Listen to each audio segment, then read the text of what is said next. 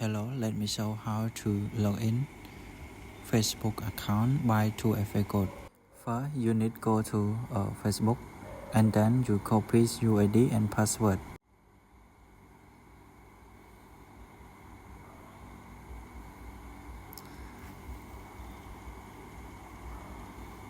Select login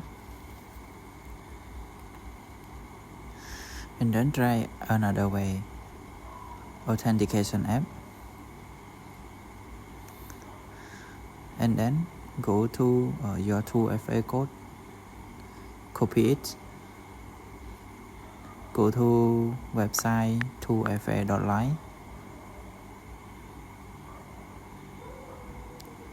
pass it, submit, copy 6 code, go to your Facebook app, pass the code, continue.